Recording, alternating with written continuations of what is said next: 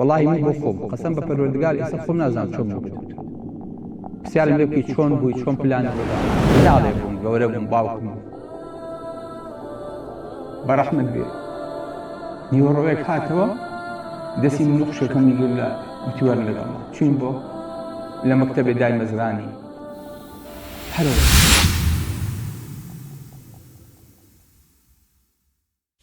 بسم الله الرحمن الرحيم الحمد لله والصلاة والسلام على رسول الله وعلى آله وصحبه ومن والاه ما وصبر زكام بخير بن كاك توجاني خو بخير بن ستشاو من گەورەتان کردین خۆشحاڵ بووین دیارە مڕاستیەکەی خۆم بۆ نازانم کە بم بە فیگەرێک یان هیچ کاریزمایەک کە خەڵک چاوم لێ بکە بەڵام تەجروبەیەکی متەواضعی خۆم کە جەنابتان داواتان کردووە ئەگەر لەو تەجروبەیەشا سەرکەوتوو نەبم هەر ئەوەی کە ئێوە حەستان لێیەتی ئینسان چۆن نەتوانێت سەرکەوتوو بێ ئەمە بەلای منەوە گرنگە نهێنیەکانی سەرکەوتن کە دەستخینە سەر هەندێک خاڵ بۆ ئەوەی کە بتوانین ئینشاءڵڵا نەک بۆ دنیا بۆ قیامە سەرکەوتوو بین چکە سەرکەوتنی دنیا هیچ نییە سەرکەوتنی دنیا تەنها ناو و شۆرەت و قسەیەکە ڕات و کۆتایی پێێت بۆی ئیبراهیم کە خی گەورە باسێکا فەرمێ ئینی جاعیلوکە للناسی ئیمامە قال ومن ذڕیەتی قال لا ينال عهد الظالمین فەرمی منەکەت بە ئیمام بۆ خەڵکی پێشەوا بۆ خەڵکی ئەبێ هەموو دینەکان لە سەرانسەری جیهانە لە ئەبراهامەوە لە دینی هندۆسەوە هەتاوەکو جوولەکە و یەهود و مەسیحیەت و ئیسلام هەر هەمووی شانازی بە تۆ بکە بۆیە ئەویش دوعاکە فەرمێ وەجعل لی لیسانە صدق فی الآخرین خی گەورە با لە دنیاە نا لە پاش خۆم خەڵک بە چاکە باسم کە ئیزاگەنە چێ هەیە نەتوانێت بڵێ اللهم صل على سيدنا إبراهيم وعلى آل إبراهيم بۆ هەتا ئێستاکەنەش دینەکان یانەوێت شتێکیان کاتەوە کە پێوتە دینی ئیبراهیم کەواتە خۆی ئەمە سەرکەوتنە چۆن تۆ بتانی ناو شوێن پەنجەیە بەجێ بێڵی بەسمەیەک دوای خۆت ناو ببرێ دوای خۆت پێبووتی ئینسانێکی سەرکەوتوو ئەمە ئینسان زۆر هەوڵی بۆ ئەیە زۆر ماندووە بێ زۆر عەزێتە کێشێ بۆ ئەوەی کە بێ بەم ناوە بێ بەم ڕەقەمە بەڵام بەدەست خۆی نییە ئەم شتە ئەبێ خی گەورە بۆ ئینسانی بکە بۆیە خی گەورە بە پێغەمبەرەکەیە فەرمێ صلی الله عليه وسلم ئەفەرمێ وەڕەفەعنا لەکە ذیکرەک ئەی محەممەد ئێمە ناوی تۆمان بەرز کردەوە ئەم ناوە بێ خی گەورە بەرزی کاتەوە ئەم ناوە چۆن بەرزە بێتەوە ئەبێ پێش ئەوە ئەلم نەشرح لەکە سەدرەک ووەضعنا عنکە ویزرەک ئەبێ ئینشراحێکی سەدرە هەبێ دڵە خۆش بێ ئارام بیت ئاسوودە بیت ئەنجا ووەضعنا عنکە ویزرەک ئەبێ ئەو تاوانەی کە شان و ملمان هەڵی گرتووە ئەبێ ئەمە هەمی بتەکێ بوەرێ نەمێنێ بۆ ئەوەی کە بتوانین باری لاشەمان سووک بێ مرتاح بین دڵمان ئاسوودە بێ ئەنجا بتوانین بچینە پێشەوە ئەنجا وەڕەفەعنا لەکە ذیکرەک وەلەمانە فەرموون نەکرد پێغەمبەری خوا صلی الله علیه وسلم هەر کەسێ هێڵگیری ئەم پەیامەش بێ خی گەورە ناوەکەی بەرزەکاتەوە چۆن ناوی ئینسان بەرزە بێتەوە چۆن ناوی ئینسان بە سەرکەوتوو دەرەچێ ئەوەیە کە پێغەمبەری خوا صلی الله عليه وسلم فەرمێ ئیذا ئەحەب الله عەبدەن نادا جبریل ئەگەر خی گەورە عەبدێکی خۆشویست جبریل بانگەکە ئەفەرمێ ئینی ئوحیب فلان سبحان الله ینی سەیری ئەم گەورەیەکە خی گەورە بە خالقێتی ئەرز و ئاسمانی بە گەورەیی بەو عەزەمەتە و بەو عەلیی کە هەیەی بە عەبدێکی بەسیتی بچووکی قەزەم لەسەر زەویە بڵێ ئینی ئوحیب فلان من فڵان کەسم خۆشەوێ تۆش خۆشە بێت دا ئەبەزێ جبریل بۆ ناو مەلایکە بڵێن ماذا قال ربكم خی گەورە چی فەرموو ئەویشە فەرمێ خی گەورە فەرمێ من فڵان عەبدم خۆشەوێ لە دنیا ئێوەش خۆشتان بێ هەرچی مەلایکەتی ئاسمانە خۆشەوێ اینجا ثم يوضع له القبول في الأرض لەسەر ئەرزا خەڵک کورد دەڵێ دەستی بۆ ڕاخە بۆ هەر شوێنێکە ڕوا فەرشی سووری بۆ دانێ ئەمە گرنگە ئینسان ئەگەر لە ئاسمان قبوڵی پێدرا خۆشەویستی پێدرا لە ئەرزا قبوڵی هەیە هەر لە خۆتەوە بەلا تا ئەڕوا لە وەڵایم فڵان کەسم خۆشەوە وڵای پیا و پیاوێکی زۆر نورانی دیارە، وڵای لە خۆتۆی بینی قیامەتە بیرەکەوێتەوە. ئیش یە بەدەستێەوە، خی گەورە کاری بۆ ئاسانەکە. وەنیوەسیرکە لیلیوسرا، کار بەدەست ئەم کەسانەوە کە عەبدی خوان یان عیبادی خوان کاریان بۆ ئاسانە بێ. ئەمەش بە چییە بێ؟ هەروە بە ئاسانی ئەمە لە بینی شەو ڕۆژەکە دەست ناکەوێ. پێغەمبەری خوا صلی الله علیه وسلم کە لە حەدیثی قودسیە بۆمان ڕیوایەت دەکات لە خوای گەورەوە ئەفەرمێت: من ئاذا لي وليا فقد آذنته بالحرب. هەر کەسێ وەلیەک خۆشەویستێکی من کە جاری خۆشەویستیم بۆ داوە عەزیەت با لەسەر زەویە ئیعلانی حەربی لەگەڵاکەم. بەڵام چۆن ئینسانە بێ بە وەلی، چۆنە بێ بە خۆشەویست؟ هەروە باسانی نییە. وما تقرب إلي عبدي بشيء أحب إلي مما افترضته عليه ولا زال يتقرب إلي بالنوافل حتى أحبه فإن أحببته كنت سمعه الذي يسمع بها ويده التي يبطش بها وعينه الذي يبصر بها وآذانه التي يسمع بها وما كنت مترددا في شيء ترددي في وفاته فإنه يكره الموت وأكره إيذاءه. ئەفەرمێت ئەوەی ئازاری یەکێ لە خۆشەویستەکانی من بە گەڵانی حەربی لەگەڵاک. ئازۆر جار کە کابرای کەڵێ وەڵای مۆلی خوایە، پیاوێکی ئەو نە پاکە، ئەو نە لە خواوە نزیکە، ئونسی لەگەڵ خوای گەورەیە هەیە. دایمە کە هەموو کاتێک لەو لای ئەو خەڵوەتە لەگەڵ خوایە، خەوڵەتە لەگەڵ شەو نوێژەکانیە. لەو کاتەیە هەز بە چێژ و هەز بە ئیمان و هەز بە خۆشیەکە. لەناو خەڵکە هەز بە وەخشەیەکە کات، بەڵام لەگەڵ خوایە کە شەوان هەڵەسێ دەستنوێژەیەگرێ دۆر کات شەو نوێژەکە، ئالەو کاتەیە هەز بە خۆشیەکە. بەڕاستی ئەم قیاسە بۆ ئینسانی موسڵمان زۆر مهمە. کەی دەرەکەوێت لا يزال عبدي يتقرب إلي بالنوافل، دوای فەرزەکان ئەوەیە کە بە تایبەتی لە کاتی نوێژە، بە تایبەتی لە شەو نوێژە ئینسان لە خوا پێی نزیکە بێتەوە. ئەمە لە شەو ڕۆژەکان نابێ. ئەو نوێژەی کە تۆی سەکەنە ئەچیتە ناو نوێژەکەوەی سەکامتان ئێوە لە خزمەتانە دانیشتوین سێوە بە دڵ و بە ژیان ئەگاتان لە وتارەکەی، ئەگاتان لەوەیە کە منیش بە هەمان شێوە ئاگام لەوەیە کە بەرامبەر شێ و چۆن قساکەم. ئیتخوا کە بەرامبەر خوای گەورە وەسین ئەڵێن الله ئەکبەر، هیچ شتێ لە خوا گەورەتر نییە. خوا عیب نییە بی لە موچەکەمان بکەینەوە، بی لە سیعری دۆلار بکەینەوە، بی لە سەوتەکانمان بکەینەوە، بی لە ماڵ و مناڵ بکەینەوە، بی لە دوو جوژەڵە بکەینەوە کە لە ماڵەوە بەجێمان هێشتووە، بی لە دەرەجە خوێندنەکەمان بکەینەوە. تۆ ئەڵێ الله ئەکبەر، ئەڵێ خوا لە هەموو شتێک گەورەترە. کەچی دڵت لای شتی وا بەسیت و قێزەونە کە دوای نوێژەکە تەواوەکەیت خۆ بێزی لێتەوە. ناکرێت تۆ بەرامبەر کەسی وەستاویت، بەرامبەر دکتۆری وەستاوی، بەرامبەر حاکمی وەستاوی، هەموو گیانت بۆ بەجێ و دڵ، بەرامبەر خوا وەستاوی زۆر بێ مالات، زۆر بێ هەز، زۆر بێنەست. الحەمدولله ڕەب قسە بۆ چیەکەیت؟ ئەخر خوای گەورە ڕووە ناژێڕە تا ئێوە ڕووەرەژێڕن. خوای گەورە کە عەبدەکەی قسەی لەگەڵا کە ئەوە بەرامبەرێتی. چ فرسەتێک کە تۆ ڕۆژی 5 جار خوای گەورە فرسەتت باتی لێم نزیک بیتەوە، قسەی لەگەڵا بکەیت، خیتابی لەگەڵا بکەیت، بەبێ مۆعید، بەبێ هیچ شتێک. هەر کاتێوتە الله ئەکبەر داخڵ بە، خوای گەورە ڕووبەڕووتە، قسەی لەگەڵا بکە. نیوەی بۆ تۆ ئەو نوێژە، نیوەی بۆ من، نیوەی تەسبیحی خوای گەورە و نیوەکەی تری دوعایە. دوعاکە بۆ تۆیە لەو کاتێک کە ئاڵێ ئیهدینا الصراط المستەقیم. بۆیە هەر لە بیدایەتەوە إياك نعبد وإياك نستعين اهدنا الصراط الذين تا أخير. تو ئەگەر لەم نوێژەیە کاوای کەیت، ئەگەر لێیە کە ئەبی بە دوو پارچە کڕنۆشە بیت، ئەبی بە ئێڵێک ئەڵێ سبحانە ڕەبی العەظیم، زانی ئەزانی عەظیم معنی چی؟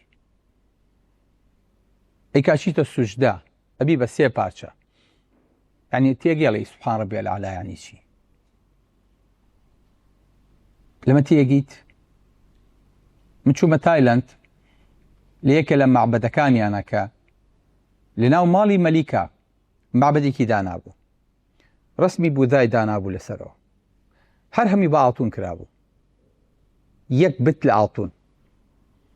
کاچوویتە ژوورەوە 2-3 پۆلیسە ژوورەوە بوون، لە دەرەوە وەستا بوون. جارێ پێیان و زەحمە نەبێ پێڵاوەداکەن ئینەکە بالوادی المقدسی طووە، ناڵەکانیان پێداکەنیت، پێڵاویان پێداکەنیت، ئەچیتە ژوورەوە بەو پەڕی سکوونەوە. ئەجا بۆایە پشتە نەکردایەتەوە هەیکەلە، ئاوا بەرەو ڕێ وەستایت تاوەکو ئەچیتە ژوورە کەسێ دەکەی یەکێ لە کڕنۆشایەکێ لە سوژدەیەکێ وەستاوەیەکی ئاوا ئەلەرزێ تەلە مۆبایل دەرێنی ئەڵە مەمنوع کامێرە نابێ بەکاربێنی بە هیچ شێوەیەک. ئەوە خواکەی ئەوە بێ ئاوا بەرامبەری بۆستی وەکو ئەو خەڵکە، نەکە سکوونێک غەیری سکوونێک، نەکەس پێکەنینێ، نە قسەیەک، نە باوێشکێ، هەر هەموو ئەو خەڵکە ئەڵێ ئایساکەنە یومە یەقوم الناس لرب العالمین، ئەڵێ لە بەردەمی خوایە وەستاوە کە ئەژۆیتە دەرەوە بێ پاشۆ پاش بچیتە دەرەوە بۆ ئەوەی کە پژ نەکەیتە بتەکەیەوە. وەڵڵای ئێمە ئەمەمان بۆ خوا بکردایە بە پێ و پاتاڵە بچینە باشتەوە. هەر ئەوە ئاگامە لە نوێژەکانمە بۆی ئەوەی ئەو خەڵکە لەوێ بە دیار ئەو معبەدەوە بە دیار ئەو بتەوە هەڵە لەرزی. ئێمە پێمان عیبە لە مەتاڕەکانە لە شوێنەکانە مزگەوتمان هەبێ، ئەو کە هەر ئەچویت لە شوێنێکی وەکو کۆچی لە تایلند، هەر کە لە هندستان، هەر کە ئەچی جارێ ئیسیقبالەکە و بەچی ئیسیقبالەکە و بە مەیمون و بە ورچ و بە جرج و بە بەخواکانی ئەوانە بە شێر و کۆمەڵەشتیان بۆ خۆیان دروست کردووە لە مەتار بە شانازیەوە ئەمە پێشوازی لەکە، ئەڵێ ئەمە خوای منە، ئەمە ڕەمزی ئەم شارەیە، ئەمە دروشمی ئێمەیە. وەڵاهی چوومەتە فندقی 4 نەجمە و 5 نەجمە مؤتەمەری تیا بووە، پێش هەموو شتێ ئەو بتەکەی داناوە. ئێمە پێمان عیبە لە مەتارە مزگەوت بکەینەوەڵین ئەمە شتێکی شارستانی نییە، ئەویش هەچی شتێ ناوێتی کردوتی بەخوا پێشی عیب نییە. ئێمە بەقەدەر ئەمان تەقدیسی خوای خۆمان بکردایە پێم وایە بەس بوو، هەر ئەو ئاگامە لە نوێژەکانمان بواە بەم نوێژەیە تۆ نزیکە بیتەوە لەخوا، بەم نوێژەیە تۆ تەقەڕوو بکەی.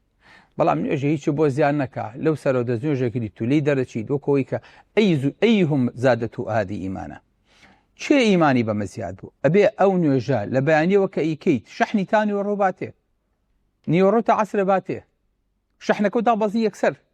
ئەفزعوا إلى الصلاة، پێغەمبەری خوا صلی الله عليه وسلم فەرمووی ئەریحنا بها یا بلال، ئێماڵین ئەریحنا منها یا بلال، نوێژەکە با لە کۆڵکەینەوە.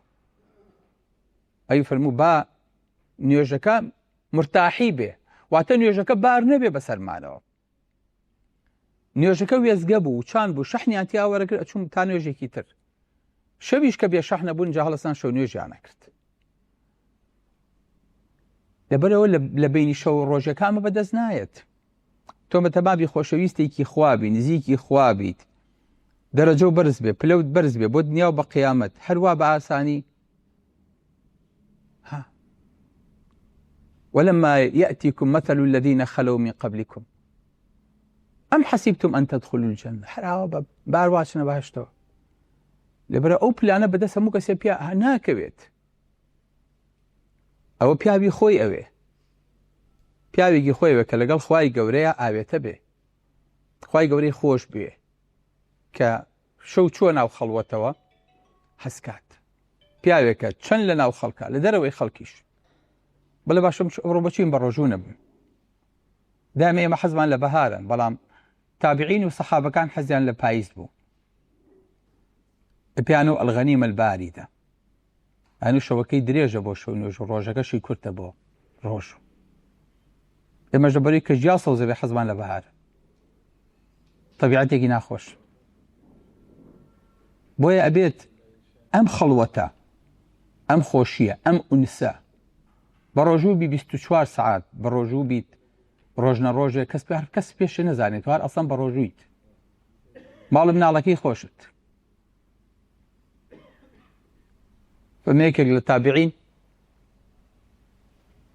هەموو ڕۆژنە ڕۆژە بە ڕۆژوو بوو کە دوای ئیتر لەوە پێغەمبەری خوا صلی الله علیه وسلم ڕۆگەینەیە. دوکانی هەبوو لە بازاڕە، فەرمووی خێزانی خواردنی پێوە پێچایەوە، ئێهێنا لەگەڵ یا خۆیان بۆ دوکان، نیوەڕۆی دا بە فەقیرێک، فەرمێ هەتا مرد خێزانەکەشی نیزانیش ئەم پیاوی ئەم ڕۆژنە ڕۆژە بە ڕۆژووە بی. ئێوارە هاتەوە لەگەڵ ماڵم ناڵا لوقمەیەکی خوارد. هەرچی یەکەکەیت چاوەڕێی کەس نەبیت، نە دەستخۆشی و لێکایە، نە سوپاسێکانە، دەست بەسەر تا بێنێ، نە شتێ بخاتە گیرفانتەوە. چاوەڕێی ئەجر بی لە خوای گەورە. سەحابەکان کاتن بەلای پێغەمبەری خوا صلی الله علیه وسلم. ئەنسار ئاسا پێغەمبەری خوا صلی الله علیه وسلم بەیعەتی پیاوانی لێ وەرگرتن، وەکو ئەهلی حەماس، وەکو ئەهلی غەزە. بەیعەتی پێشوو چونکە جیهاد و قیتالی تیان نەبوو، پیانە و بەیعەت النیسا. بەیعەتی دووەم نایەنە بەیعەی عەقەبەی کوبرا. ئەو بەیعەی عەقەبەیە کە لەگەڵ پێغەمبەری خوا بەستیان صلی الله علیه وسلم، پێغەمبەری خوا صلی الله علیه وسلم فەرمیێن بۆ ناوتان ئەبێ بمپارێزن وەکو چۆن خۆتان و ماڵ و مناڵتان نەپارێزن. سەحابەکان هەمویان لێرزیان لێ هاو. ئەسەدی کوڕی زورارە چوە پێشەوتی قەومەکەم بەتەمای چین تی بێعەتین. تێزانی یانی چی بێعەتێن؟ یعنی هەموو عەرەب لە یەک قەوسەوە بۆتانە هاویشێ. هەرچی ڕاجیمە و دۆشکە و ساڕوغ و هەرچی قووەتە ڕۆکاتە ئێوە هاگاتان لێ بێ. تێزانی یعنی چی بێعەتێن بەم پیاوتی؟ یعنی ژنەکانتان بێوەژ نەکەوێ، مناڵەکانتان هەتیوەکەوێ. وتیان ئەسعەد بڕۆ و لاوە. وەڵای بەیعەتێک کە ئەیدەینەوە گەر هەموو ماڵ و سەرۆت و سامانمانتیا چۆ پەشیمان نابینەوە. ئەنسار لەسەر ئەم بەیعەتە نیوەی پیاوەکانی ون کرد، نیوەی پیاوەکانی بە شەهیدی ڕۆی. بەڵام صادق بوون لەگەڵ خوای گەورەیە. وتیانی پێغەمبەری خوا بەرامبەر بە چی تۆ ئەممان لەگەڵاکیت؟ فەرمی ئەلجەنە. وەرە ماڵ و سەرۆت و سامان و ئەو خەڵکە هەمووی کەیتە تالوکەوە بەرامبەر بەچی؟ بەرامبەر بەجەن. لەبەر تۆ بۆ باشی شەکیت. چاوەڕێ مەکە کەس پاداش دەباتەوە. عیلاقەی خۆت لەگەڵ خوایە. وەکو مامۆستا ئیبن قەییم فەرمێ تەهدیب مەدارج السالیکین. چۆن بەو هەنگاوانەیە چۆن ئەچیتە سەرەوە، چۆن هەنگاو بە هەنگاو لەگەڵ خوای گەورەیە سەرەکەویت هەتا ئەگەیتە پلە باڵاکان. ئەمەش وەکو خوێندن وایە. چۆن لەگەڵ خوای گەورەیە ئەو نزیکە بیت تۆ، بەڵام نەیاڵی عیلاقەیە بشێوێ. چونکە عیلاقە لەگەڵ خوای گەورەیە زۆر حەساسە. نوح 950 ساڵ داوا ئەکات. خوای گەورە وعدەیە ئەهلەکەی ڕزگار کە. واتی ئەگا ئەهلەکەی کوڕ و ژنەکەیەتی، ماڵ و مناڵەکەیەتی. لە دوای ئەوەی کە 950 ساڵ داوە و کەشتی دروستکە و منداڵەکەت بەبەر چاوتەوە خەریکە لافاو بیبە، یەک داواکە ئەڵێ ڕەبی ئین ابنی من ئەهلی وئین وعدەکە الحەق. خوای گەورە من کوڕەکەم لە خۆمە، تۆش وعدێکە دا کە ئەهلەکەم ڕزگار کیت. خوای گەورە فەرمی یا نوح ئینەه لەیسە من ئەهلیک. نوح ئەو ئەهلی تۆ نییە، ئەوە نەوەی تۆ نییە، نەک خوا نەخواستە زۆڵە، بەزەوە سەر بە تۆ نییە، عەقیدەی تۆ نییە، بیر و باوەڕی تۆ نییە. ئینی ئەعیذک، ئەگەر لە خۆ بێ ئامۆژگاری دەکەم داواکاری وا دووبارە نەکەیتەوە. ئەن تەکونە منە الجاهلین. نوح پاش 1000 ساڵ. ئەن تەکونە منە الجاهلین. بەرو عیلاقە لەگەڵ خوای گەورەیە زۆر حەساسە. ئەبێ زۆر بەوردی، ئەبێ دڵتی ئەبێ دڵتی بۆ صاف بکەیت. يوم لا ينفع مال ولا بنون إلا من أتى الله بقلب سليم. أو قلب نابه هیچی تری تیابێ، نابێجی هیچی تر بێتەوە. کابراو بەلای پێغەمبەری خوا تێی پێغەمبەری خوا من خێر و سەدەقا ئەکەم لەگەڵ کەس و کارما داوەتیان ئەکەم، پارەیان ئێمێ، بەس حەزەکەم باسم بکەن لە مەجلیسەکانە بڵێن وەڵا فڵان کەس خێرکەرە، فڵان کەس چاکاکە. پێغەمبەری خوا صلی الله علیه وسلم چاوەڕێ بوو هەتا ئەخیری سوورەی كهف خوارو فمي فمن كان يرجو لقاء ربه فليعمل عملا صالحا باشاكبك بلا ولا يشرك بعبادة ربي أحدا. يعني شاوري كردني سباس كردني خلق بشكل الشرك. يعني كتو شاوري بلي بام ببياوي كي قولوا ناو هبي بياوي كي سركوتو مخلق باسمكا حد بو خوي أما بيناقيت بعد من يتكد أمي كتوب أما هوليت بەڵام بڕۆ ناو بەردێکەوە بچۆ ناو شکەوتێکەوە لەگەڵ خوای گەورە عیلاقە و خۆشکە. وەڵڵاهی خوای گەورە سەریرەکە و بۆ خەڵک دەرێنێ بەیانی ئەڵێن بەخوا ئەو پیاوە ئەهلی شۆنوش، ئەو پیاوە ئەهلی خێرە، ئەو پیاوە ئەهلی خوایە. هیچ نەوتۆ هیچ باز نەکردووە، کوناو کون شاردووتەوە وەڵڵاهی دەسەکە و کەشفە. وەکو چۆن دار هەڵبڕی سەگی دزدیارە لە ڕۆژی خۆیان لە شوێنی خۆشە پیاوی خۆی دەرەکەوێت. پیاوانی خوا دیارن بۆیە چەند لەگەڵ خوای گەورەیە سادق بیت ئەو نەخوای گەورە سەرکەوتنی تێهاتێ ئەگەر بشێ باتەوە ناوێک تێهاتێ ناوێکی دوای بەجێڵێ هەر نەیاڵێ ناوەکە وفوتێ وجاء رجل من أقصى المدينة يسعى قال يا قوم اتبعوا المرسلين ئەم پیاوە چێ بوو هەڵپاڵ پشتی دوو داعی کرد دوو پێغەمبەری کرد خوای گەورە نمونی ئەم پیاوەمان بۆێنێتەوە چەند بە جوانی يسعى هەڵە داوان قال يا قوم مەلاوان ڕاست عەشرەتێ بوو بێ پیاوێکی گەورە بوو بێ لە خۆی ڕابینی کە داوای قەومەکە بکا اتبعوا من لا يسألكم أجرا وهم مهتدون وما لي خۆشی کەشف کرد لەو کاتەیە لا أعبد الذي فطرني وإليه ترجعون أتخذ من دونه سێم عەقیدە پاکە أتخذ من دونه آلهة إن يريدني الرحمن بضر لا تغني عني شفاعتهم شيئا ولا ينقذون إني إذا لفي ضلال مبين لسرم قسانە شەیدیان کرد و کوشتیان قال يا ليت قومي يعلمون بما غفر لي ربي خۆزگا قومەکەم زانی خوای گەورە چ ڕێزێکی لە ناوم ئێستاکەنێ کە بە شەیدی ڕۆشتم وەڵامێکی دانەوە بۆ ئەوەی کە بزانن کە من شەید بووم ئێستاکەنی لای خوای گەورە پلەم زۆر بەرزە خوای گەورە نەک هەواڵی دایەوە بە قەومەکەی هەواڵی دا بە قورئان کە تا ڕۆژی قیامەت سیری ئەم پیاوە بخوێنرێ بەڵێ بڵێ کە خوای گەورە ناو بەرز دەکاتەوە قسەکانیشی تۆمارەکە نەیاڵێ هەڕوا بڕوا گەرنا لە قەسری فیرعەونە کابرایەک ئەکرێ لكاتك تهديد الرواكات موسى وقال فرعون ذروني أقتل موسى وليدعو ربه إني أخاف أن يبدل دينكم أو أن يظهر في الأرض الفساد ألو كاتيك أمبياوا بيدت أمبياوا بتمنى أمبياوا سلب قوم فرعون ده صلاة سلب دائرة ولا قصرك يا أجيل قال أنا بلام يكتم إيمانه كازاني ترسك وتوتجاني موسى ناتشاري بياس دفاعك وقال رجل مؤمن من آل فرعون يكتم إيمانه أو هم قصة جوانيان بوكا دوایی پلانی بۆ دانیان کە بیکوژن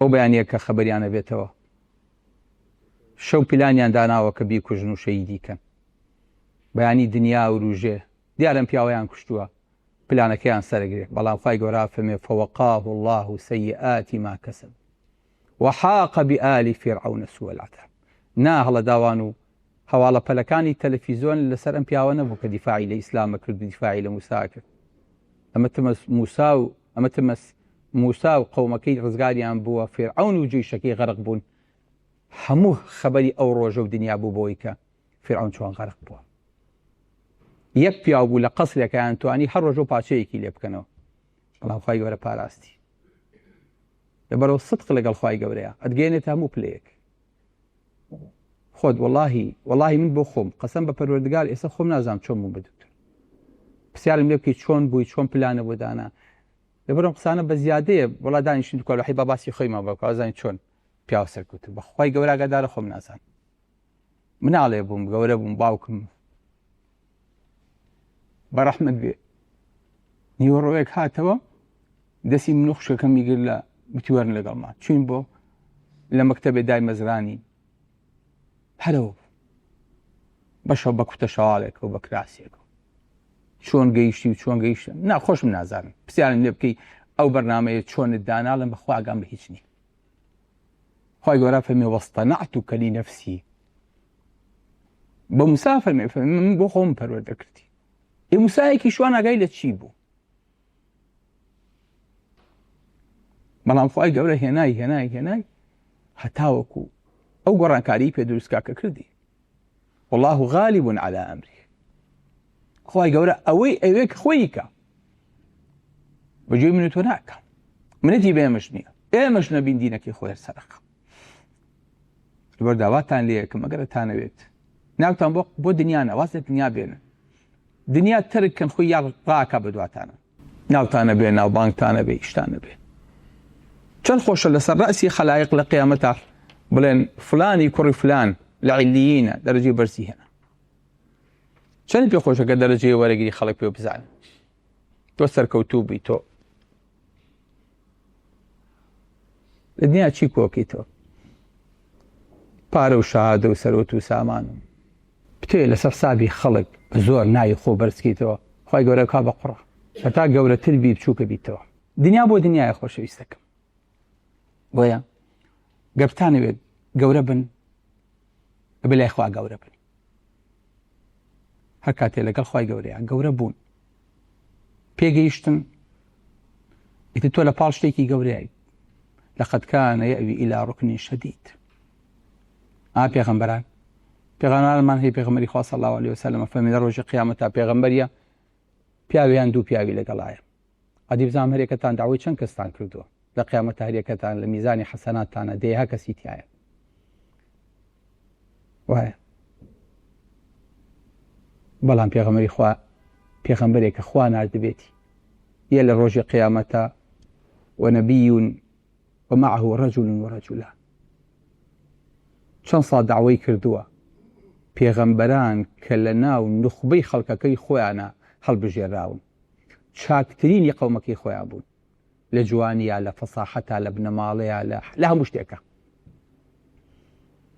دوو پیاو ئیمانی پێناوە فەرمێ وەنەبی وەلەیسە مەعەه ئەحەد هەندێک پێغەمبەریش دێن کەسیان لەگەڵانی با کەس ئیمانیشی پێنێ نابێ بەڵام ئەمانە لای خوای گەورە ئەمانە دەرەجەی پێغەمبەران خۆگە بۆ پلەی ئەوان ناگەین ئەتوانین پلەی ساڵحین بی پلەی ئەوانیش ناگەین ئەتوانین پلەی شەیدان بی وەنیە هیچ نەبێت لەسەر لێواری پەتەکە خۆمان بگرینەوە بۆیە خۆشەویستەکان نهێنی سەرکەوتن لای پەروەردگارە عیلاقە لەگەڵ خوای گەورەیە یەک شتی ترتان پێڵێم ئەمە هەڵگرن خوای گەورە هەموو تاوانێک لەوانەیە هەڵگەری بۆ قیامەت لەسەری پاداشت و سزا باتەوە بەڵام مامەڵەکردن لەگەڵ دایک و باوکە هەڵناگرێت بۆ قیامەت لە دنیای پێتە ڕێژ سەیری ئەوانەکەن کە سەرکەوتوون ئەوانە لە مەلەفی بڕ الوالدەینا لە سەداسەتیان هێناوە بۆیە گە دایکت هەیە باوکت هەیە هەموو ڕۆژێک پێشەوەی دەستی ماچکە قاچی ماچکە هەرچی ئەوتی بڵێ بەسەر چاو ئیما یەبلوغەنە عیندەکە الکیبەر ئەحەدوهما ئەو کیلاهوما فلا تەقل لەهوما ئوف چکە دوعایەکی ئەو باتە کشکەڵانی فەلەک دوعایەکی ئەویش ئەباتە ژێر ئەسفەل سافلین کە بەرەو یەکێ لە نهێنیە گەورەکانی سەرکەوتنی ئینسان بۆ دنیا و بۆ قیامەت دایک و باوکیتی باوک ناوەڕاستی باشتە دایکیش ژێرپێکەی خۆڵی باشتە بۆیە بەڕێزەکان گەرتانەوێت وابن گەرتانوێت چاک بنە گەرتان ناوتان هەبێ خاڵێکی تەرەوەیە کە هەر شتێکتان کرد بە جددی بیکە إن الله كتب الإحسان على كل شيء دعوتان کرد بە پیاوانە بیکە بەدەستی شلمەیکە ئیشتان کرد هەموو ژیانتانی بنێ هەموو خۆتانی بنێ کاتی فەزڵی ژیانی خۆتان مەدەن بە داوەکە مەدەن بە ئیسلام مەدەن بە عیبادەت بەخوا نوێژی عەسری مەشانە کردەوە دەی وەڵڵاهی ما سەڵەیت خۆ وەقف بکە بۆ خوا ژیانت هەمووی دانێ بۆ خوا پارە و سەرۆت و سامان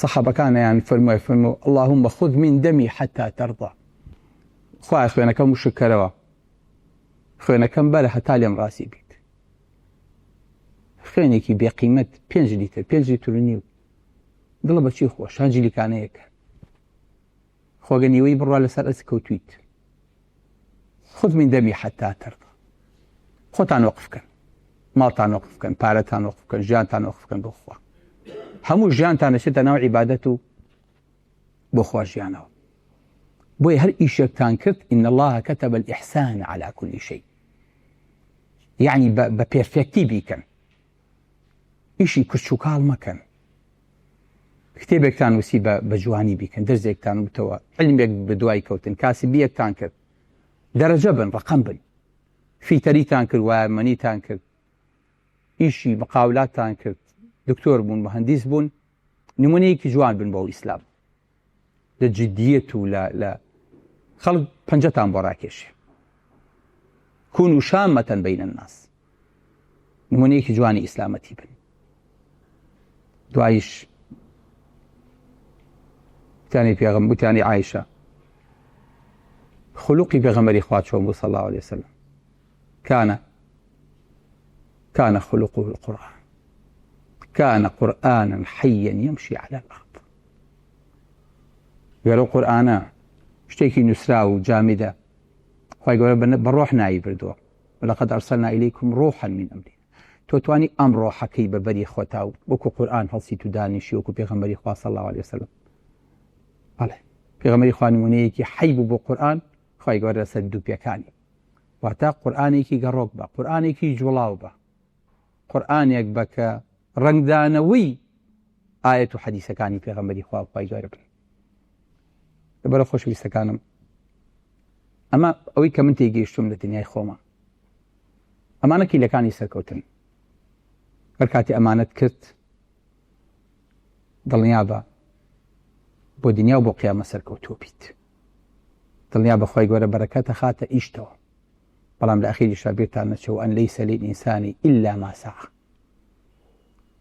هەچ شتێ هەوڵی بۆ نەی پێی ناکەیت لەبەرەوە هەوڵی خۆتان بن جوودی خۆتان سەرف بکەن لەگەڵ خوای گەورەیان ڕاز بن لەگەڵ دایک و باوکتانە بەڕەحم و بە سۆز بن ئیشەکانتان بە پرۆفشنەڵی و بە جوانی بیکەن تایگەێنە دەرەنجام دواتر ئەوەی کە لە قورئانایە وەکو خۆی جێبەجێ بکەن بەرگێ بێ لە بەریکەن بۆی کە خەڵک لە دنیا و لە قیامەتە ئاوا دەستان بەڕاخ. أقول قولي هذا واستغفر الله لي ولكم والسلام عليكم ورحمة الله وبركاته.